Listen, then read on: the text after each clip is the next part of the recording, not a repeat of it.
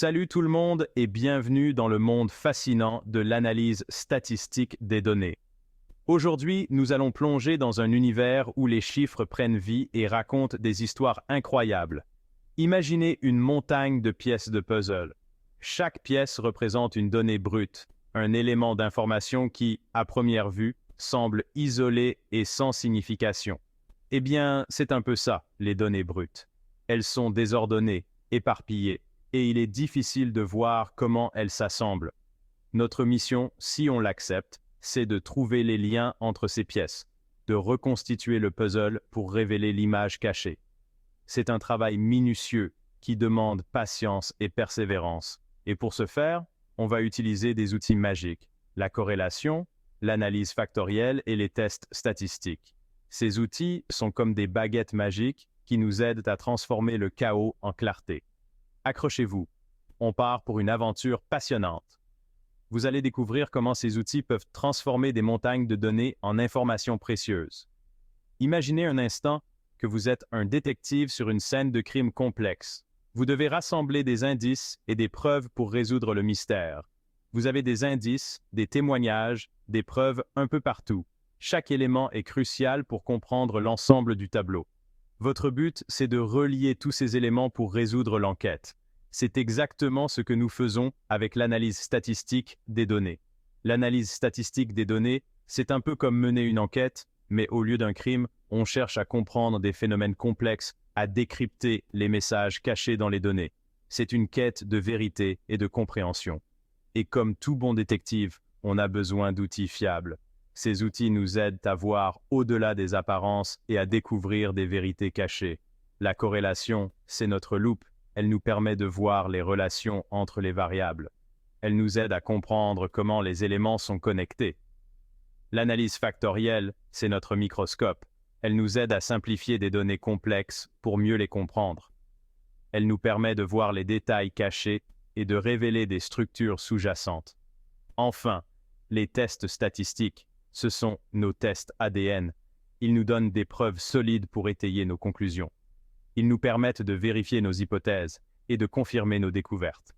Alors, prêt à enfiler votre casquette de statisticien et à plonger dans cet univers captivant? Préparez-vous à explorer des territoires inconnus et à découvrir des trésors cachés dans les données.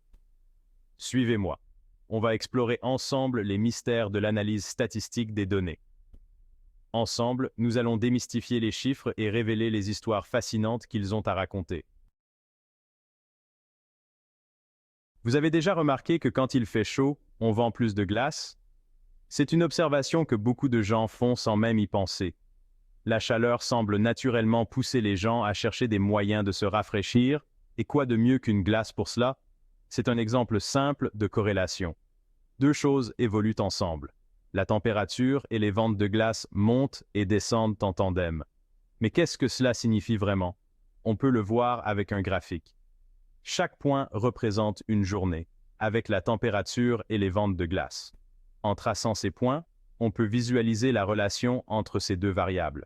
Si les points forment une ligne qui monte, c'est qu'il y a corrélation positive. Cela signifie que lorsque la température augmente, les ventes de glace augmentent également. Mais attention, corrélation n'est pas raison. Ce n'est pas parce que deux choses varient ensemble qu'il y a une relation de cause à effet. Il est crucial de ne pas sauter aux conclusions. Par exemple, il y a peut-être plus de ventes de glace quand il y a plus de touristes en ville. Les touristes aiment se promener et profiter des attractions locales, et souvent, ils achètent des glaces pour se rafraîchir. La chaleur et le nombre de touristes sont liés, mais aucun ne cause l'autre.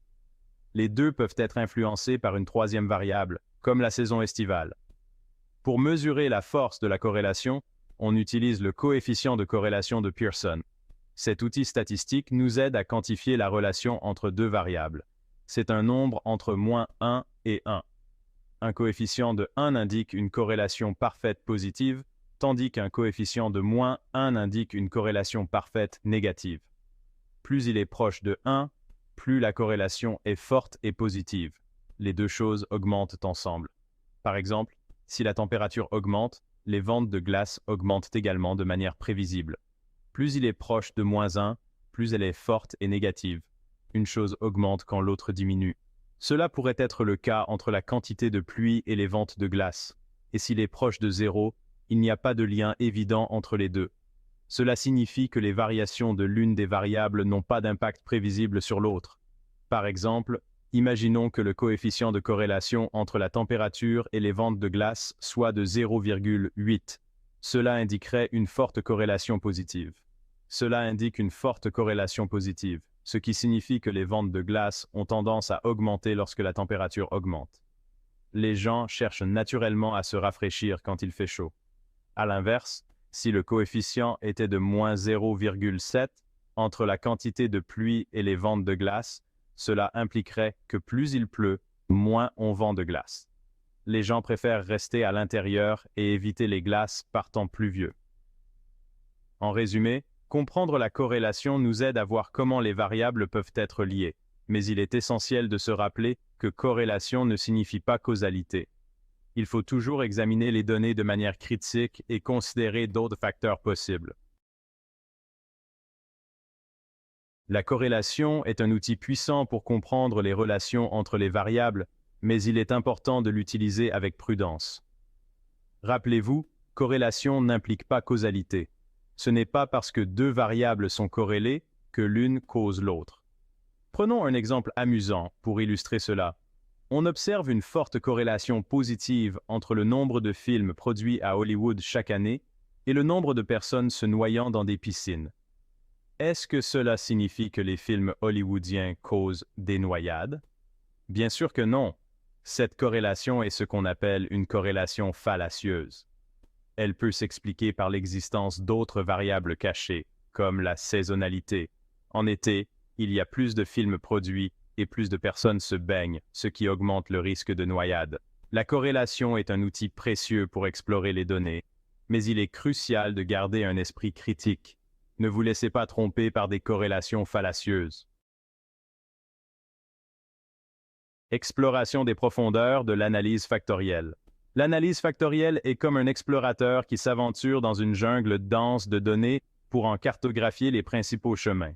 Imaginez-vous en train de naviguer à travers une forêt épaisse, chaque arbre représentant une variable différente.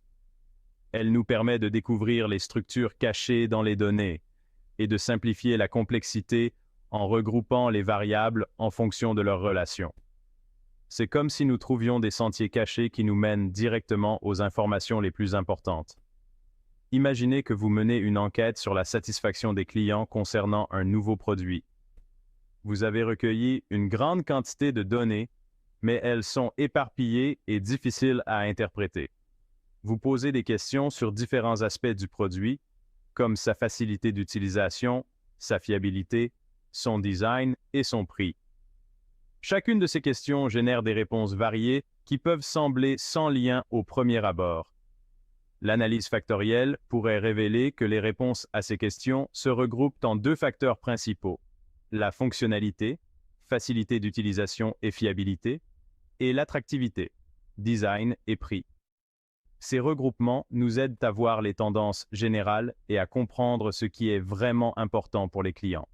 Ainsi, au lieu d'analyser chaque aspect du produit séparément, ce qui peut être fastidieux et déroutant, vous pouvez vous concentrer sur ces deux facteurs clés pour comprendre la satisfaction globale des clients. Cela rend l'analyse beaucoup plus gérable et efficace. L'analyse factorielle vous permet de dégager une vision plus claire et concise des données en éliminant le bruit et en mettant en évidence les informations cruciales, ce qui facilite la prise de décision. En fin de compte, vous pouvez prendre des décisions plus éclairées et stratégiques, basées sur une compréhension approfondie des données.